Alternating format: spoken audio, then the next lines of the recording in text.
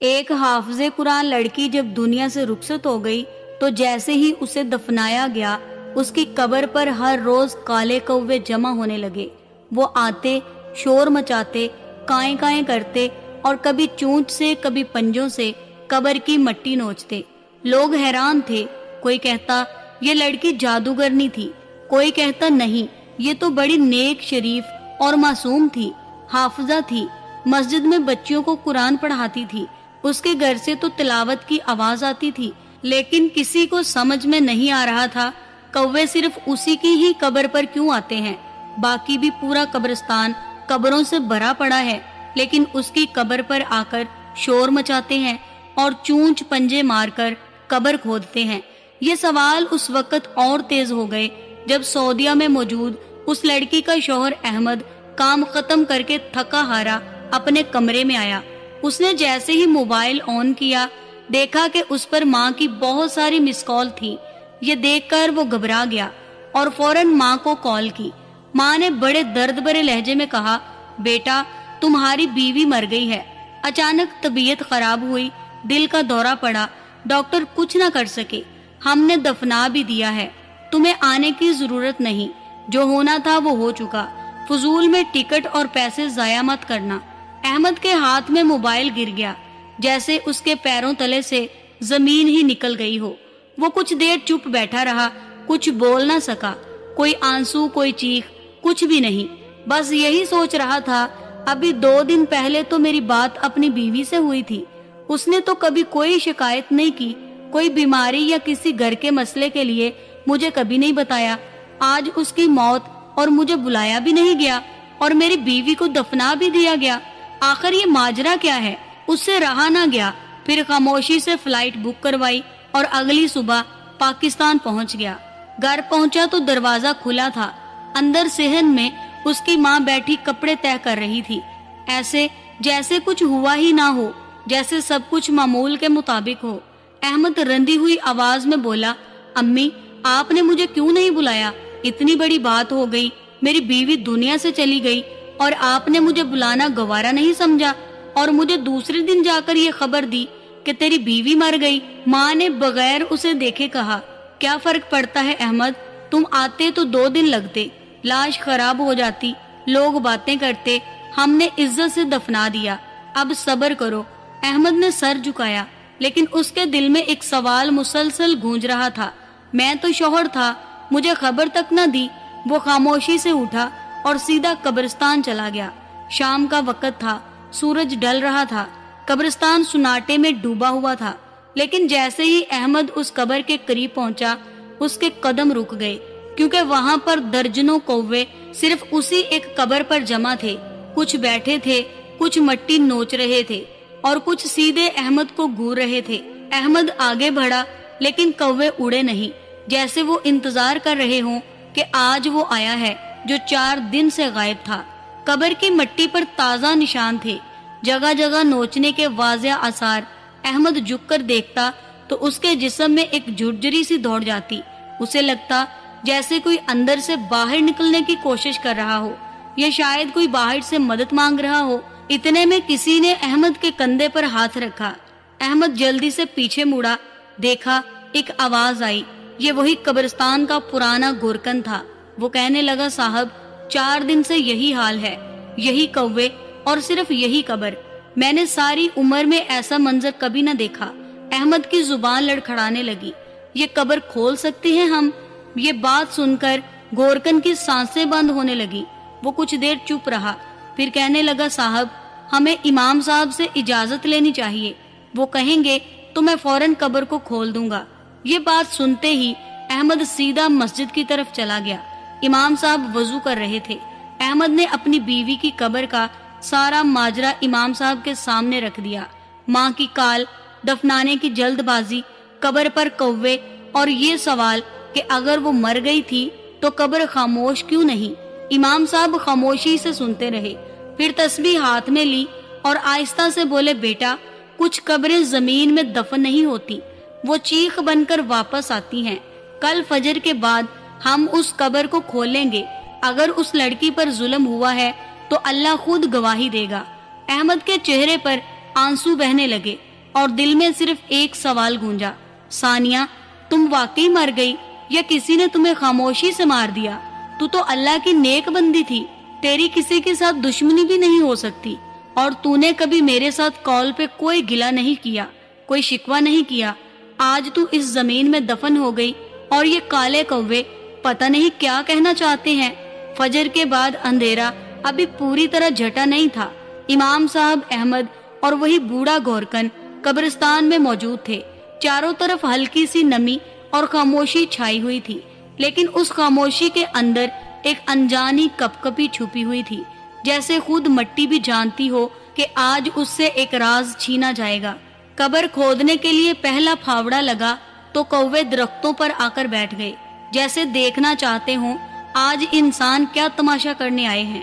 گورکن نے آہستہ آہستہ مٹی ہٹانا شروع کی اور احمد کی سانسیں تیز ہوتی گئیں۔ یہ پھاوڑا گویا اس کے دل پر لگ رہا تھا۔ امام صاحب خاموش تھے، دعاؤں میں مصروف، اور قبر آہستہ آہستہ کھل رہی تھی، یہاں تک کہ جب کفن کے سفید کپڑے کا پہلا کونا ظاہر ہوا، گورکن کی سانس رک گئی۔ اس نے کہا، صاحب لاش تو بالکل ویسی کی ویسی ہے۔ قبر کی مٹی جب مکمل ہٹا دی گئی اور احمد کانپتے ہاتھوں سے ثانیہ کے چہرے کو غور سے دیکھنے لگا تو اس کے اندر جیسے ایک بھونچال آ گیا ہو۔ اس نے چیخ مار کر امام صاحب کو پکارا، مولوی صاحب، آنکھیں، یہ پلکیں، یہ تو ہل رہی ہیں۔ سب کی نظر اس بے جان سمجھی جانے والی لڑکی کے چہرے پر جمی تھی، اور واقعی اس کی پلکیں ہلکی ہلکی جھپک رہی تھی۔ سانس بہت مدم لیکن تھی، سینہ آہستہ آہستہ اوپر نیچے ہو رہا تھا، جیسے کوئی اندر گہری نیند میں ہو یا جیسے کسی نے اسے زبردستی سلایا ہو۔ امام صاحب کے ہاتھ سے تسبیح پھر گر گئی اور گورکن ایک دم پیچھے ہٹ گیا۔ احمد نے لڑکھڑاتی آواز میں کہا، یہ زندہ ہے، میری بیوی زندہ ہے۔ وہ ہاتھوں سے اس کے چہرے کو سہلاتا رہا، اس کی نبض تلاش کرتا رہا، اور امام صاحب کے حکم پر سب کچھ چھوڑ کر اسے فوراً قریبی ہسپتال لے جایا گیا۔ ایمبولینس کی آواز قبرستان کی خاموشی چیرتی چلی گئی۔ احمد راستے میں ثانیہ کا ہاتھ پکڑے بیٹھا تھا۔ احمد کی آنکھوں کے سامنے پوری زندگی گھوم گئی، شادی کے وہ دن، ثانیہ کی خاموشی، اس کی مسکراہٹ اور وہ قرآن سنانے کی آواز، اور پھر وہ ماں کی سرد باتیں۔ جادوگرنی تھی، قبرستان جاتی تھی، اچھا ہوا مر گئی۔ دل میں 100 سوال، آنکھوں میں آنسو اور زبان پر صرف دعائیں۔ اسپتال پہنچے تو ڈاکٹر فوراً ایمرجنسی میں لے گئے۔ 5 منٹ بعد ایک نرس باہر نکلی، چہرے پر حیرت اور پریشانی۔ اس نے دھیمی آواز میں کہا، یہ کیس نارمل نہیں ہے، یہ لڑکی پچھلے 24 گھنٹوں سے مکمل بے ہوش ہے، لیکن حیرت کی بات یہ ہے یہ کیٹاٹونیا جیسی حالت میں تھی، جسم زندہ، دماغ خاموش، اور کسی نے دھڑکن چیک بھی نہ کی۔ احمد نے فوراً کہا، اسے تو مر چکی سمجھا گیا تھا، دفنا بھی دیا گیا تھا۔ نرس ایک لمحے ساکت رہ گئی، پھر فوراً اندر چلی گئی۔ ڈاکٹر نے باہر آ کر سنجیدہ لہجے میں کہا، یہ لڑکی دفنائی نہیں گئی تھی، یہ زندہ دفنائی گئی تھی، اور یہ اب تک سانس لے رہی تھی۔ یہ صرف کسی شدید جسمانی یا نفسیاتی شاک کی وجہ سے اس حالت میں چلی گئی جو موت سمجھی گئی۔ وہ ایک خاموشی تھی، مگر زندگی ابھی باقی ہے۔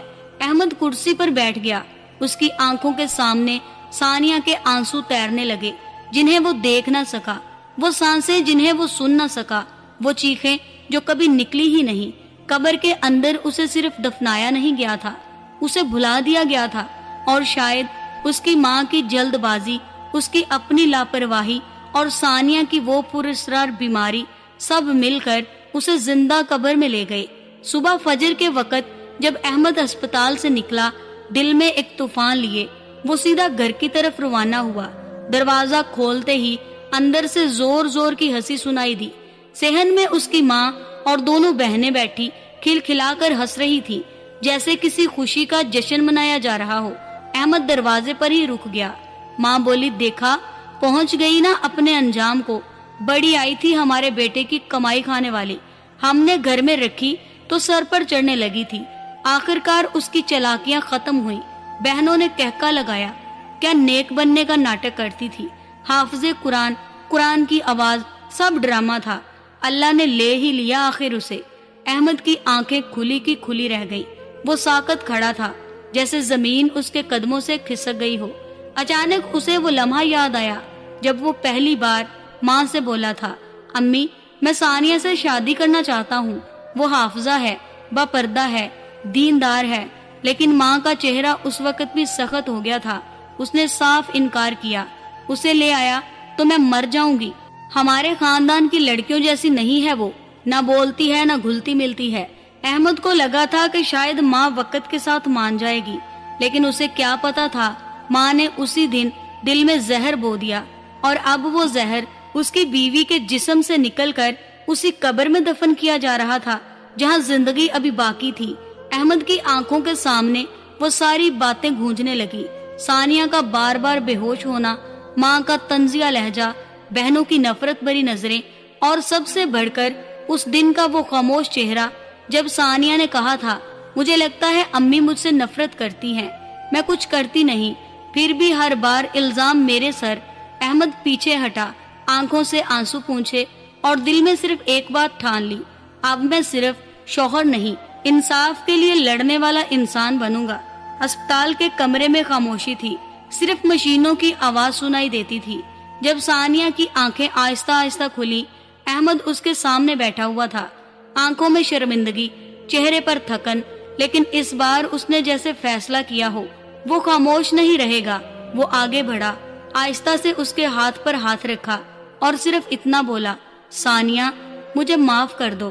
مگر ثانیہ نے پلکیں ہلائیں اور اس کی آنکھوں سے وہ آنسو نکلے جن میں صرف نمک نہیں، اندر دبی ہوئی آندیاں تھیں۔ اس نے ہونٹ ہلائے اور پھر ایک ایسی آواز نکلی جو کسی کے وہم و گمان میں بھی نہ تھی۔ اس نے لرزتی زبان سے کہا، احمد جب میں تم سے کہتی تھی کہ میرے سر میں درد ہے، تب اصل میں تمہاری بہن نے میرے سر پر جھاڑو کا ڈنڈا مارا تھا۔ جب میں کہتی تھی طبیعت خراب ہے، تب میں حاملہ تھی اور تمہاری ماں نے پیٹ پر پیر مارا تھا اور کہتی تھی لڑکی ہے، پر میں نے کسی کو نہیں بتایا احمد، میرے ماں باپ غریب تھے اور وہ تو جیتے جی مر جاتے۔ اس وجہ سے احمد ہماری وہ بچی میرے پیٹ میں ہی مر گئی۔ احمد حیران ہوا، مر گئی اور کسی کو خبر نہ ہوئی؟ میں تم سے بات کرنے بیٹھتی تو تمہاری بہنیں میرے ساتھ چپک کر بیٹھ جاتی، تمہاری ماں اتنا زور سے کھانستی کہ میں خاموش ہو جاؤں۔ کیا تمہیں کبھی کچھ ایسا لگا؟ تمہیں کبھی خیال آیا کہ میں تم سے بات کرنا کیوں چھوڑ گئی؟ میں خاموش کیوں ہو گئی؟ کیونکہ تمہارے گھر میں میری زبان تمہارے کانوں تک کبھی پہنچنے ہی نہ دی گئی۔ تم سوچتے رہے میں بدل گئی ہوں، لیکن میں نہیں بدلی احمد، میں تو بس مر گئی تھی۔ آہستہ آہستہ میں سانس کے تانے سہتی رہی، کبھی مجھے سانس لیتے دیکھ کر کہتی کتنی بے شرم ہے، یہ لڑکی کو تو تمیز ہی نہیں، یہ سانس بھی بےہودہ قسم سے لیتی ہے۔ کبھی بہنیں میرے کھانے میں نمک زیادہ ڈال کر پھر سب کے سامنے مجھے شرمندہ کرتی۔ میں نے کئی بار سوچا خود کو ختم کر لوں، پھر ہر بار قرآن تھام لیتی، وہی قرآن جسے تمہارے گھر والوں نے مذاق بنایا، وہی قرآن جو میں نے روز پڑھا، وہی میری ڈھال تھا۔ لیکن ڈھال بھی آخر کب تک بچاتی احمد؟ میری حالت اس لیے نہیں بگڑی کہ میں بیمار تھی، میری حالت اس لیے بگڑی تم خاموش تھے۔ میں نے جو کچھ سہا وہ کسی کافر کے ساتھ بھی نہ ہو۔ مجھے پاگل نہیں تمہارے گھر نے بے جان کیا، مجھے جادوگرنی نہیں تمہارے خاندان نے قبر نشین بنایا، اور تم بس دیکھتے رہے۔ جب میں روئی تمہاری ماں نے کہا ڈرامہ ہے، جب میں خاموش ہوئی تمہاری بہن نے کہا شاید زبان بند کرا دی کسی نے، اور جب میں مری تو تم سب نے سکون کا سانس لیا۔ لیکن احمد اب میں زندہ ہوں اور میں تمہارے سامنے اس لیے بیٹھی ہوں تمہارا ضمیر جاگے۔ تم صرف معافی مانگ کر نہیں بچ سکتے۔ میں نے بیٹی کھوئی ہے، میں نے اپنا دماغ کھویا، میری عزت، میری عبادت سب تمہارے زہریلے گھر میں دفن ہو گئے، اور سب سے زیادہ میں نے اپنا آپ کھو دیا، اور تم نے صرف خاموشی اختیار کی۔ اب اگر تم میں تھوڑی سی بھی انسانیت باقی ہے تو بتاؤ، کیا تم ان چیخوں کا جواب دو گے یا پھر ایک بار پھر مجھے خاموش کروا دو گے؟ جب احمد کی گاڑی گھر کے بڑے دروازے پر آ کر رکی تو صحن میں بیٹھی اس کی ماں اور دو بہنیں جیسے برف کے مجسمے بن گئیں۔ دروازے کھلتے ہی ثانیہ کو زندہ دیکھ کر ان کے چہرے سفید پڑ گئے۔ بڑی بہن کی زبان سے بے اختیار نکلا، یہ تو مر چکی تھی۔ چھوٹی بہن نے منہ پر ہاتھ رکھ لیا اور ماں کے لبوں سے گلاس گر گیا جو اس کے ہاتھ میں کانپتے ہوئے پکڑا تھا۔ احمد نے ان سب کی طرف دیکھا، اور اس کے چہرے پر کسی قسم کی حیرت نہیں تھی، بس ایک خاموش طوفان تھا۔ وہ تھوڑے فاصلے پر کھڑا بولا، اب کچھ کہو گی ماں؟ یہ کیسے زندہ ہوئی؟ ماں فوراً سنبھل کر آگے بڑھی اور گڑ گڑاتی ہوئی بولی، بیٹا یہ سب تو ڈاکٹروں کی غلطی تھی، ہمیں تو بتایا گیا تھا کہ وہ مر گئی، ہم نے تو صرف جو رپورٹ آئی اسی پر عمل کیا۔ بہنیں بھی فوراً بولنے لگی، بھائی ہمارا کوئی قصور نہیں، ہمیں تو لگ رہا تھا کہ جیسے ثانیہ کی روح واپس آ گئی ہو۔ احمد نے سب کی باتیں سنی لیکن کچھ نہ بولا، صرف ایک بار گہری سانس لی اور سیدھا ماں کے کمرے کی طرف بڑھ گیا۔ سب پیچھے پیچھے دوڑی جیسے کسی بڑے راز کے ٹوٹنے کا ڈر ہو۔ احمد نے سیدھا الماری کھولی، اس کا ہاتھ کانپ رہا تھا۔ وہ نیچے والے خانے میں جھکا اور پرانی فائلیں نکالنے لگا۔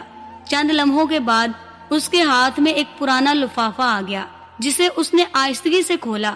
اندر سے ایک جعلی ڈیتھ سرٹیفکیٹ نکلا جس پر ڈاکٹر کے جعلی دستخط اور نیچے ایک کیش رسید چپکی تھی، رقم 5 لاکھ روپے، ساتھ ایک نوٹ پر ہاتھ سے لکھا تھا، ثانیہ کو دفنانے کی فیس رپورٹ بنوا دی گئی ہے، جنازہ کل کر لیں گے۔ احمد نے سب کے سامنے وہ کاغذ لہرایا اور کہا، یہ کس نے دیے؟ یہ جھوٹے کاغذات کس نے بنوائے؟ ڈاکٹر کو پیسے کس نے دیے؟ سب خاموش، جیسے کسی نے زبانوں پر سیل لگا دی ہو۔ ماں نے ہکلاتے ہوئے کہا، بیٹا وہ میں۔ احمد آگے بڑھا، ماں کے بالکل سامنے کھڑا ہوا اور بولا، تمہارا خیال تھا کہ اللہ نہیں دیکھے گا؟ تم نے ایک زندہ حافظہ کو مٹی میں دفنایا اور آج جھوٹ بول کر خود کو بچا رہی ہو۔ یہ رقم، یہ سرٹیفکیٹ، یہ سب کچھ تمہاری نیت کو ثابت کرتا ہے، اور آج تمہارے اپنے بیٹے نے تمہیں بے نقاب کر دیا۔ صحن میں ایک سناٹا چھا گیا۔ بہنیں دیوار کی طرف دیکھنے لگی اور ماں کا جسم تھر تھر کانپنے لگا، لیکن احمد نے اب پیچھے نہیں ہٹنا تھا۔ وہ بولا، ثانیہ تو واپس آ گئی، لیکن اب اس گھر کی منافقت، یہ زہر، یہ ظلم میں زندہ دفن نہیں ہونے دوں گا۔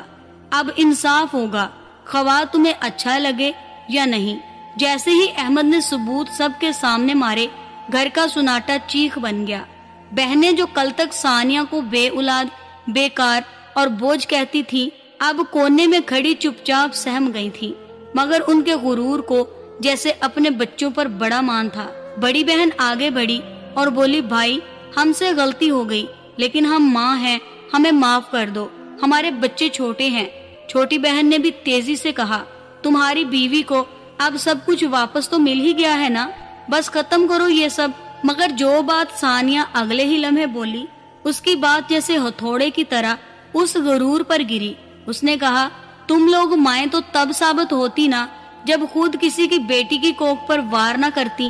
تم نے مجھے اولاد نہ ہونے پر تانے دیے، جب میں حاملہ ہوئی تمہاری ماں نے میرے پیٹ پر پیر مارا، اور اب تم اپنے بچوں کو ڈھال بنا کر معافی مانگتی ہو۔ صحن کی دیواروں سے جیسے ہوا رک گئی۔ احمد کی آنکھوں میں طوفان تھا۔ اس نے سخت لہجے میں کہا، تم سب اپنے اپنے شوہروں کے گھروں کو واپس جاؤ، یہ گھر تمہاری سسرال کی پناہ کا نہیں، یہ ثانیہ کا ہے، اور اب یہاں اسی کا حکم چلے گا۔ بڑی بہن چیخی، تم ہمیں نکال رہے ہو بچوں سمیت؟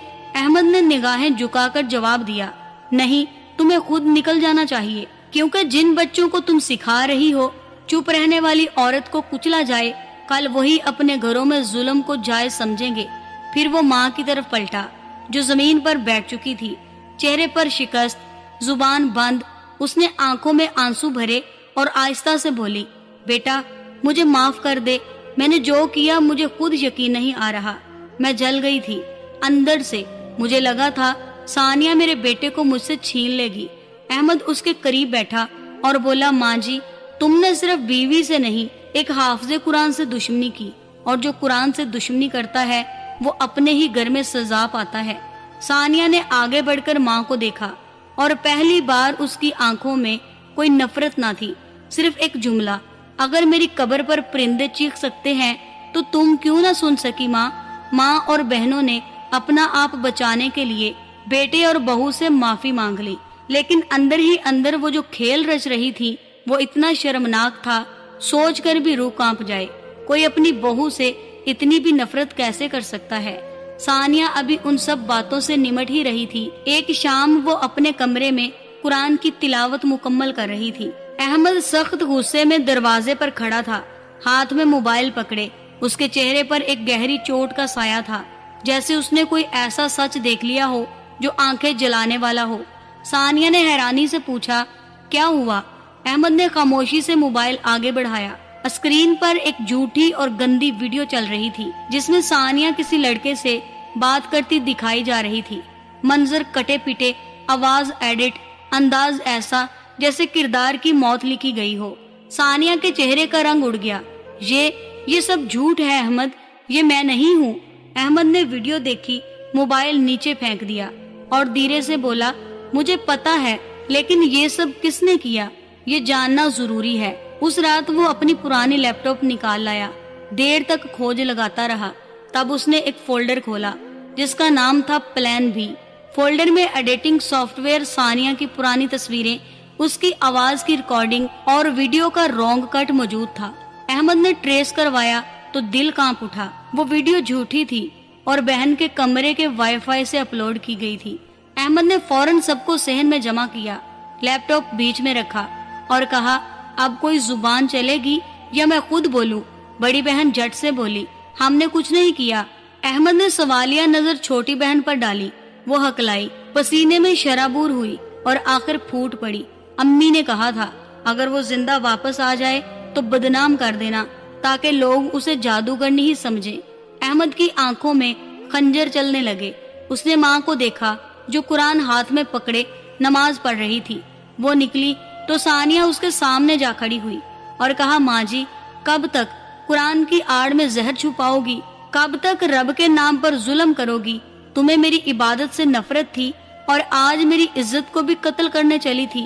احمد کی آواز کانپ گئی، امی، اگر کچھ بھی ہو وہ تمہاری وجہ سے ہوگا، لیکن اگر بیٹا ظالم نہ بننا چاہے تو مجرم ماں کو روکنا ہوگا۔ وہ گھٹنوں کے بل بیٹھا، ہاتھ جوڑ کر بولا، امی، اگر اب بھی دل میں رب کا ڈر ہے تو سچ بول دو یا میں خود ثبوت لے کر عدالت جاؤں۔ ماں کا رنگ اڑ گیا، وہ گھبرا کر 2 قدم پیچھے ہٹی، اس کی آنکھیں چکرانے لگی، وہ دھڑام سے زمین پر گر گئی۔ اس کے ہاتھ سے قرآن چھوٹا اور ثانیہ جھک کر اسے اٹھانے کی بجائے بس اتنا بولی، قرآن کبھی زمین پر نہیں گرتا، لیکن جن کے دل میں قرآن نہ ہو ان کا انجام ضرور گر جاتا ہے۔ احمد کی ماں کو جب یہ محسوس ہوا میرا ہر پلان پکڑا جا رہا ہے تو ذہنی طور پر ٹینشن کا جھٹکا لگا۔ ماں زمین پر گری تو سب اسے اٹھانے دوڑے۔ احمد پیچھے ہٹ گیا۔ اس نے ثانیہ کی طرف دیکھا جیسے وہ اب کچھ بھی نہ کہنا چاہتا ہو، کیونکہ رب خود اب بولنے لگا تھا۔ اگلی صبح ماں کی دائیں ٹانگ نے حرکت بند کر دی۔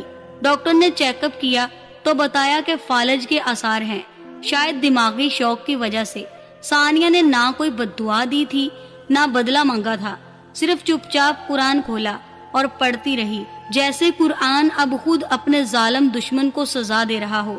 ماں کو دعاؤں سے فرق نہ پڑا اور جب اس نے اٹھ کر چلنے کی کوشش کی تو گر پڑی۔ ڈاکٹر نے کہا، یہ اندر سے گرتی جا رہی ہے، اسے صرف رب بچا سکتا ہے۔ مگر رب تو اسی دن سے انصاف شروع کر چکا تھا جب اس کی حافظہ بندی کو اس نے مٹی میں دفنایا تھا۔ اسی دن بڑی بیٹی کا شوہر تیش میں گھر آیا۔ اس نے طلاق نامہ ہاتھ میں دیا اور بولا، مجھے پتا چل گیا ہے تمہارے گھر کی اصل حقیقت۔ تم نے اپنی بھابھی کو جادوگرنی کہہ کر دفنایا، تمہاری ماں نے رپورٹ بنوائی اور تم نے ویڈیو پلان کی۔ میرے بچے ایسے خاندان میں نہیں پل سکتے۔ بڑی بیٹی کے ہوش اڑ گئے، وہ روتی پیچھے بھاگتی، لیکن دروازہ بند ہو چکا تھا اور ساتھ ہی اس کے رشتے کی زندگی بھی۔ احمد خاموشی سے یہ سب دیکھتا رہا۔ اس کی آنکھیں کہہ رہی تھی، یہی وہ انجام ہے جسے مکافات کہتے ہیں۔ ابھی شام بھی نہ ہوئی تھی کہ دوسری بیٹی کے سسرال سے فون آیا، شوہر دل کا دورہ پڑنے سے ہسپتال میں داخل ہے۔ آخری خط میں صرف ایک جملہ تھا، میری ماں کہا کرتی تھی بہو پر شک نہ کرو، وہ بھی کسی کی بیٹی ہوتی ہے، لیکن تمہاری ماں کے زہر نے مجھے مار دیا۔ وہ چیخ مار کر گر پڑی اور جب اٹھی تو اس کی آنکھوں سے خون جیسے آنسو بہ رہے تھے۔ ماں بستر پر پڑی، سب دیکھتی رہی، مگر زبان بند تھی۔ وہ بولنا چاہتی تھی مگر لفظوں میں جان نہ تھی۔ ہاتھ اٹھانے کی کوشش کی لیکن ہاتھ نے فرمانبرداری سے انکار کر دیا۔ شاید یہی وہ لمحہ تھا جہاں ظالموں کے جسم نہیں، روحیں مفلوج ہوتی ہیں۔ اب صرف ایک کردار بچا تھا، ثانیہ، جو اپنی تلاوت جاری رکھے ہوئے تھی۔ ایک چھوٹی سی دعا کے ساتھ، اے اللہ جو میرے ساتھ ہوا وہ تیرے سامنے ہے، اب فیصلہ تیرا ہے، انتقام میرا نہیں۔ ماں چارپائی پر پڑی تھی، زبان جیسے کسی اور کی ہو گئی ہو، نہ الفاظ نکلتے نہ دعائیں، بس آنکھوں میں پچھتاوے کی نمی اور دل میں انجام کا درد۔ احمد روز صبح اسے دعا دیتا، خاموشی سے، بغیر کچھ کہے، لیکن اس خاموشی میں وہ صدائیں تھیں جو ماں نے برسوں بہو پر برسائیں، مگر اب وہ بولنے کے قابل نہیں تھی، لہٰذا اس نے صرف ہاتھ جوڑنے سیکھ لیے تھے۔ اس روز جب احمد آفس سے لوٹا تو ماں نے کانپتے ہاتھوں سے اسے روکا اور پھوٹ پھوٹ کر اشاروں میں رونے لگی، آنکھوں سے ہی کہہ رہی تھی، میری بیٹیوں کو کچھ نہ کہنا، وہ بچے لے کر کہاں جائیں گی؟ اللہ کا واسطہ ہے بیٹا، تو باپ بھی ہے، بھائی بھی ہے۔ احمد چپ چاپ بیٹھا، اس نے بہنوں کو پاس بلایا، دونوں بہنیں سہمی ہوئی اپنے بچوں کے سائے میں تھی۔ احمد نے نرمی سے کہا، تمہیں پتہ ہے بہنوں، جب تم سب نے مل کر میری بیوی کو دفنایا، اس دن میں نے ایک شوہر کی نہیں بلکہ ایک بھائی کی موت بھی دیکھی تھی، کیونکہ بہنیں جو اپنے ماں باپ کے گھر آ کر روز روز جھگڑا کرتی ہیں، غرور کرتی ہیں، بہو پر راج کرتی ہیں، وہ کیوں بھول جاتی ہیں کہ کل اگر ماں باپ نہ رہے تو وہی باپ بھی ان کا سہارا بنے گی۔ بڑی بہن نے رو کر کہا، بھائی ہمیں معاف کر دے، ہم سب اندھی تھیں اور اماں کے اشاروں پر چلتی رہی۔ احمد کی آنکھوں میں درد اتر آیا، اس نے کہا، ماں تو اب خاموش ہے لیکن ابھی زندہ ہے۔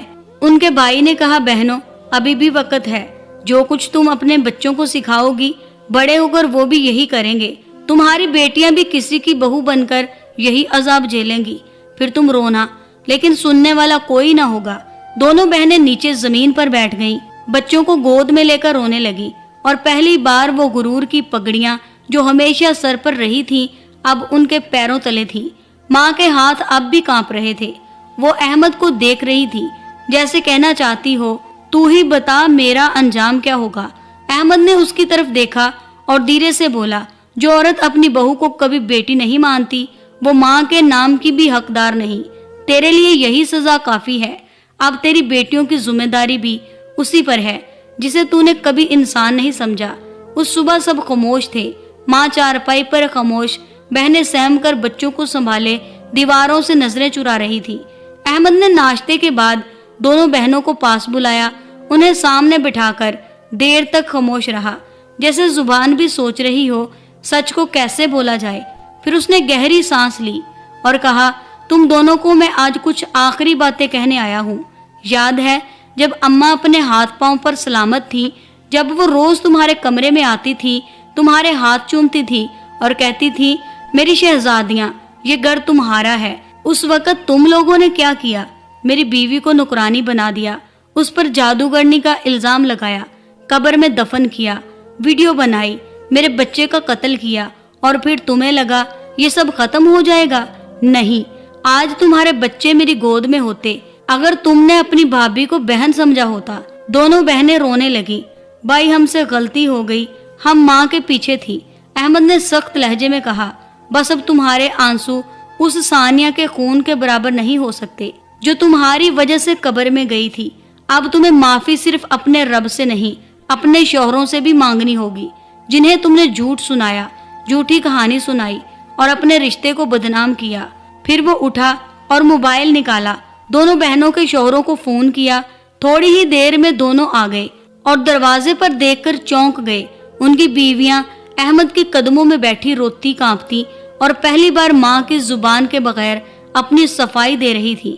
احمد نے دونوں شوہروں سے کہا، یہ تمہاری بیویاں ہیں لیکن اب فیصلہ تمہارا ہے، اگر دل میں جگہ بچی ہو تو معاف کر دو ورنہ سزا دو، جیسے میری بیوی نے سہی، شاید تمہاری بیویاں سہ نہ سکیں۔ ایک شوہر آگے بڑھا، اس نے ہاتھ پکڑا اور کہا، اگر یہ سچ میں شرمندہ ہے تو میں موقع دے سکتا ہوں، لیکن صرف ایک بار۔ دوسرا شوہر کچھ لمحے رکا، پھر اس نے اپنی بیوی کے سر پر ہاتھ رکھا اور بولا، واپسی کا دروازہ صرف نیت سے کھلتا ہے، اب نیت تمہاری، وقت ہمارا۔ احمد نے دونوں کو دیکھا اور آہستہ سے کہا، تمہارا اصلی گھر تمہارا سسرال ہے، جہاں سے عزت چھیننے نہیں دینے جاتی ہیں بہویں۔ اب واپس جاؤ اور وہی عورت بنو جو کبھی میری بیوی بننا چاہتی تھی۔ بہنیں بچوں کو اٹھا کر چلنے لگی۔ احمد کی آنکھوں سے خاموش آنسو نکلے، لیکن وہ رکا نہیں، کیونکہ آج بہنوں نے نہیں، ایک بھائی نے نرم دل کے ساتھ سخت فیصلہ کیا تھا۔ اس دن کے بعد بہنیں جب اپنے گھروں کو واپس لوٹ گئیں اور ساس اپنی ہی چارپائی کی قیدی بن گئی، پورا گھر جیسے ایک ادھورا قلعہ بن چکا تھا۔ لیکن ثانیہ نے اس قلعے کو قرآن کی روشنی سے بھر دیا۔ ساس کا جسم اب سوکھتی جا رہی تھی، وہ زبان بند ہو چکی تھی، ہاتھ کپ کپا کر بے جان ہو چکے تھے، اور پاؤں جنہوں نے زندگی بھر دوسروں پر ظلم کے نشان چھوڑے اب ہلنے سے بھی قاصر تھے۔ وہ چارپائی پر لیٹی رہی، اکثر کنٹرول سے بھی باہر ہو جاتی، پیشاب اور پخانہ وہیں بستر پر ہو جاتا، کمر کی کھال گلنے لگی اور جسم سے ایسی بو آنے لگی جو رشتوں کی حقیقت کو ننگا کر دیتی تھی۔ لیکن اس بدبو سے نہ ثانیہ کا ماتھا سکڑا، نہ دل نہ چہرہ۔ وہ آتی، اسے صاف کرتی، اس کی چادر دھوتی، بستر بدلتی، گوشت کی طرح سڑی ہوئی کھال پر تیل لگاتی، اور جب ساس آنکھوں سے نفرت نکالنے کی کوشش کرتی، وہ آہستہ سے کہتی، ماں جی یہ سب اللہ کی طرف سے ہے، میں تو صرف وسیلہ ہوں۔ احمد حیران ہوتا۔ ایک بار اس نے پوچھا، ثانیہ آخر تو یہ سب کیوں کرتی ہے؟ تو چاہے تو نظر انداز کر سکتی ہے، سب جانتے ہیں یہ عورت کون ہے۔ ثانیہ نے بس ایک جملہ کہا، میری ماں نے کہا تھا بیٹی اگر معاف کرنا سیکھ جائے تو نسلیں سنور جاتی ہیں، اگر اللہ نہ کرے میں کبھی ان جیسی بن گئی تو میری تلاوت بیکار جائے گی۔ احمد خاموش ہو گیا، کیونکہ ثانیہ کی عبادت کی روشنی اس اندھیرے گھر کو اجالا کر رہی تھی جو ماں نے نفرت سے بھر دیا تھا۔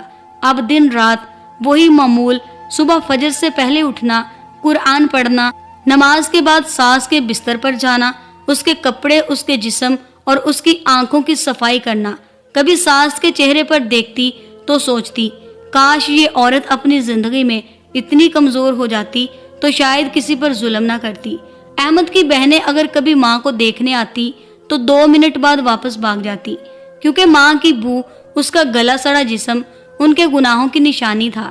لیکن ثانیہ ان نشانیوں پر ہاتھ رکھ کر بیٹھتی اور اللہ سے کہتی، یا رب جس نے مجھے دفنایا میں اسے معاف کر چکی ہوں، تو بھی کر دے۔ مہینے اور پھر سال گزرنے لگے۔ ساس کی آنکھیں ہر وقت چھت کو گھورتی رہتی، جیسے وہ موت سے سوال کر رہی ہو، کب آؤ گی؟ لیکن موت بھی شاید اس وقت تک رکی رہی جب تک ثانیہ اس کی خدمت سے تھک نہ جائے۔ ایک رات ثانیہ اس کے پاس سورۃ یاسین کی تلاوت کر رہی تھی اور ساس کی سانسیں بے ترتیب ہو رہی تھی۔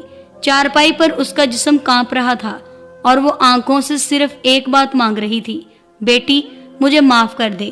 ثانیہ نے ہاتھ میں پانی لیا، کلمہ پڑھا اور اس کے لبوں پر لگا دیا، پھر دھیرے سے اس کے کان میں کہا، ماں جی مرنے سے پہلے سچ بول لو تاکہ قبر میں بوجھ کم ہو جائے۔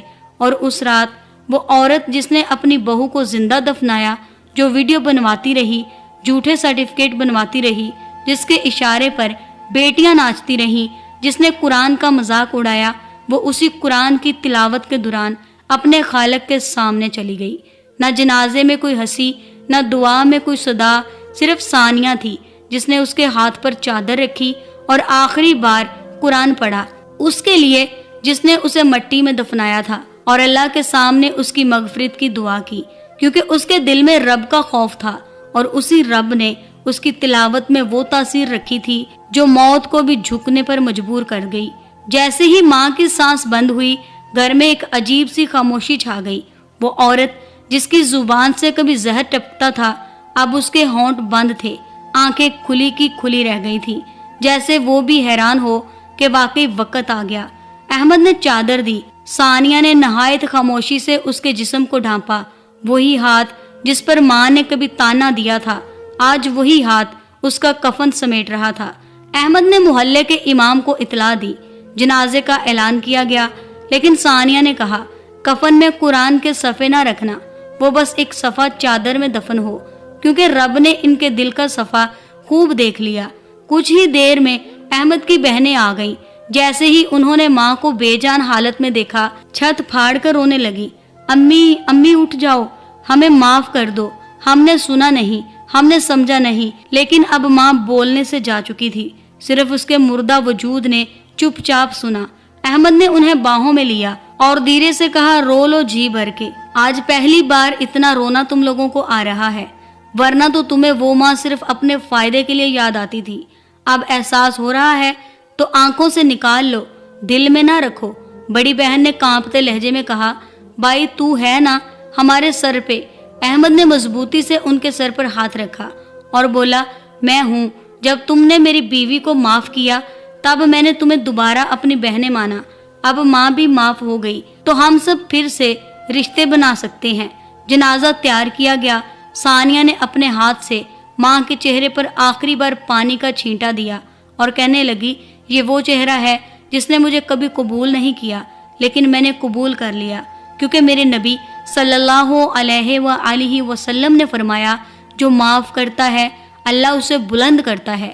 محلے کی عورتیں آ گئیں، جنازہ مسجد لے جایا گیا، امام نے نماز پڑھائی اور سب کے لبوں پر پہلی بار ثانیہ کے صبر اور خلوص کی تعریف تھی۔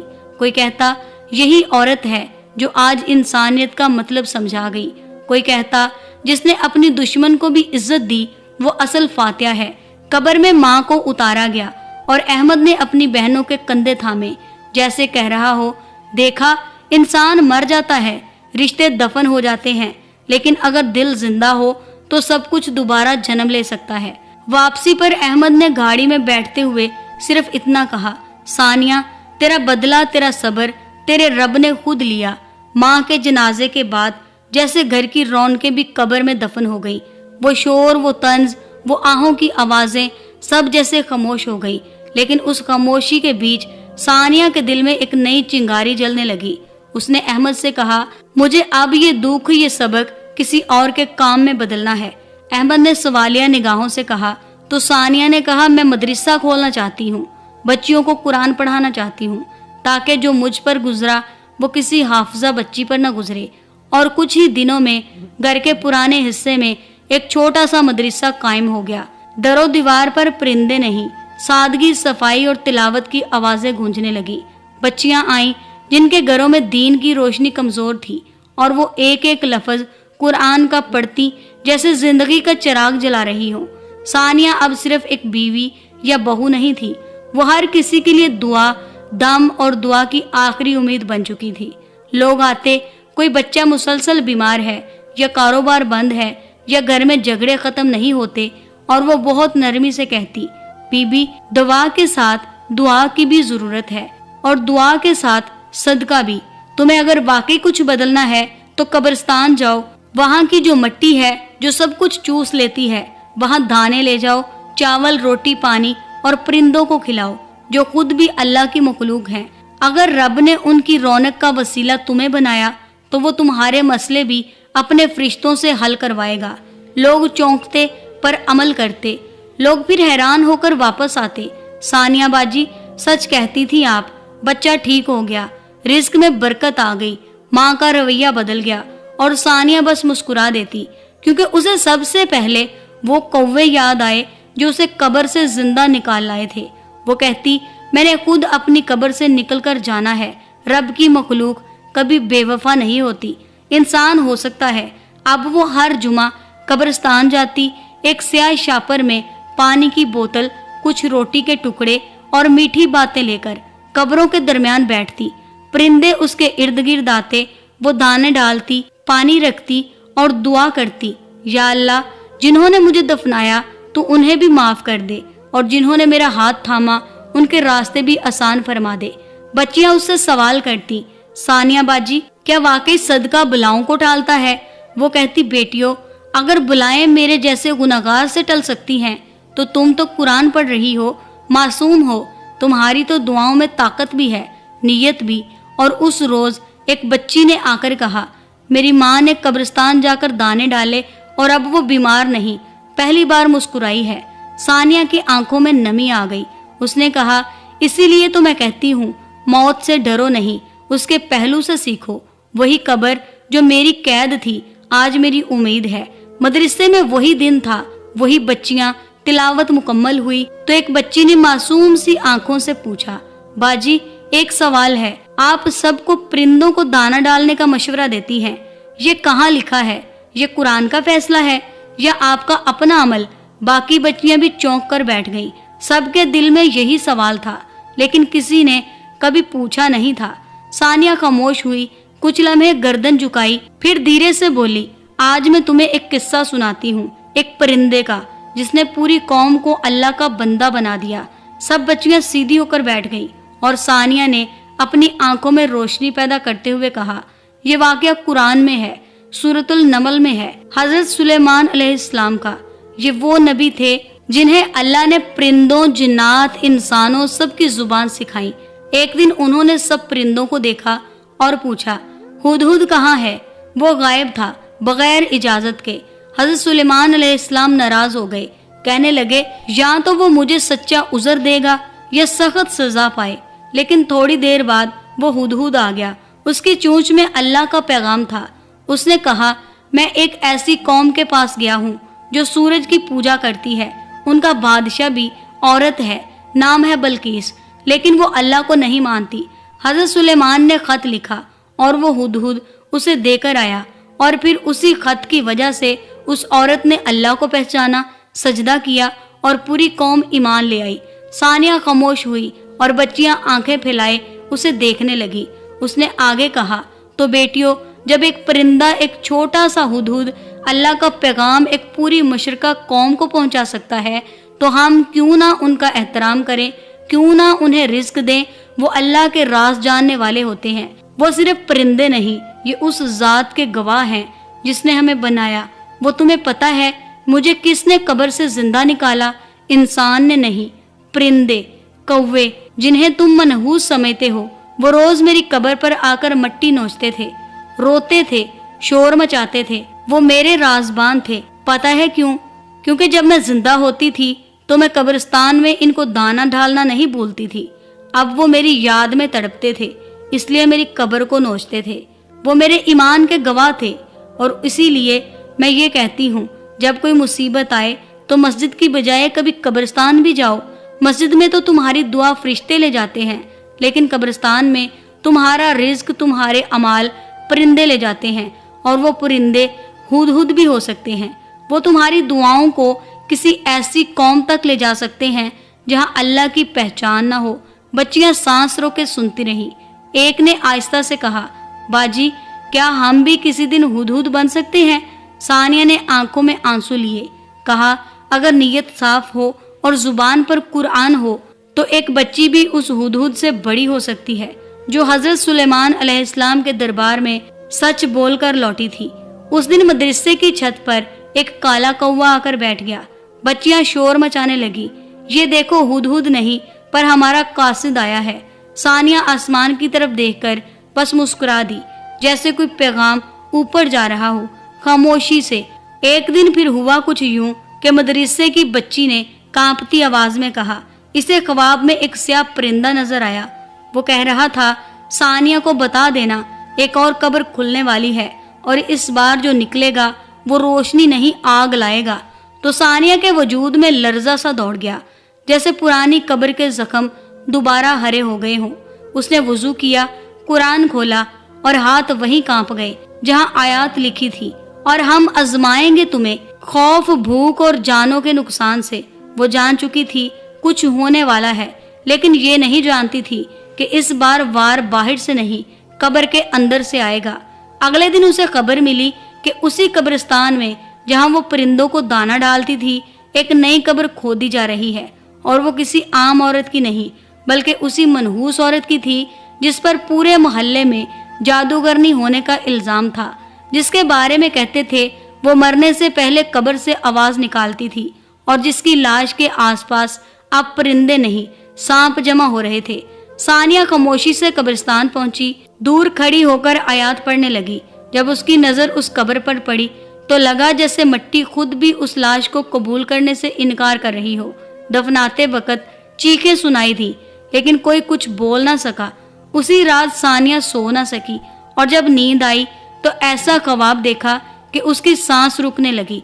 वो खुद को दोबारा अपनी पुरानी कब्र में देखती है, जहां अंधेरा है, घुटन है, और एक साया, वही औरत लाश की शक्ल में सामने बैठकर हंस रही है और कह रही है, मुझे मारने वाला कोई इंसान नहीं, तेरे परिंदे थे जिन्हें तू दाना डालती रही, जिन्हें मैं पत्थर मारा करती थी, वही तेरी कब्र पर आकर चीख चीख कर बोलते थे कि ये जिंदा है, میں وہ چیخیں دبانے کی کوشش کرتی تھی، مگر رب نے انہیں آواز دی اور تجھے میں واپس زندہ ملی، لیکن اب میں مر کر بھی تجھے جینے نہ دوں گی۔ ثانیہ چیخنے لگی، سننے والا کوئی نہ تھا۔ تبھی ایک نور اترا اور ہدہد اس کے سینے پر آ کر بیٹھتا ہے اور کہتا ہے، یہ آزمائش آخری ہے اور اب تو صرف زندہ نہیں، اللہ کی دلیل ہے۔ جا روشنی بانٹ، کیونکہ اب ایک اور قبر کھلے گی، لیکن اس بار کوئی اور دفن ہوگا۔ ثانیہ ہڑبڑا کر اٹھی، اس کے ماتھے پر پسینہ لیکن چہرہ نور سے بھرا ہوا۔ اگلے دن اس نے اعلان کیا کہ اب ہر جمعے مدرسے میں صرف درس نہیں، اجتماعی دعا بھی ہوگی، اور ہر وہ عورت جو اپنے دل میں کینہ، جادو، حسد یا ظلم رکھتی ہو، وہ چاہے تو توبہ کر سکتی ہے، ورنہ اس کی قبر خود اس کا راز کھول دے گی۔ لوگ پہلے ہنسے، مگر جب اس جادوگرنی کی قبر سے بدبو، چیخیں اور آگ سی روشنی نکلی تو سب کے چہرے سفید ہو گئے، اور اگلے جمعے اتنی عورتیں مدرسے آئیں کہ جگہ کم پڑ گئی۔ سب نے اپنے ہاتھ اٹھا دیے، اور جب دعا ہوئی تو آسمان پر بادل تھے، ہلکی بارش ہوئی اور ثانیہ نے چادر اتاری۔ آنکھوں سے آنسو گر رہے تھے اور لبوں پر صرف ایک ہی بات تھی، یا اللہ، جس پرندے نے مجھے زندہ کیا اس کا پیغام ہر دل تک پہنچا دے۔ تبھی ایک بچی نے کہا، باجی میں بھی دانہ ڈالنا چاہتی ہوں، تاکہ اگر میں مر جاؤں تو مجھے بھی کوئی پرندہ آ کر زندہ کر دے۔ ثانیہ نے اسے گلے لگا لیا اور کہا، اگر نیت صاف ہو تو انسان کو کوئی دفنا نہیں سکتا، اور اگر دل کالا ہو تو قبریں بھی بولنے لگتی ہیں۔ وہ دن آخری تھا جب پرندے صرف دانہ کھانے آتے تھے، اس کے بعد وہ جیسے روحیں لے کر آتے۔ لوگ کہتے، ثانیہ باجی آپ کی دعا سے میرے شوہر نے شراب چھوڑ دی، میرے بیٹے کو نوکری مل گئی، میری ماں کو شفا مل گئی۔ اور ثانیہ کہتی، میں کچھ نہیں، میں تو وہی ہوں جسے انسانوں نے دفنایا پر پرندوں نے بچایا۔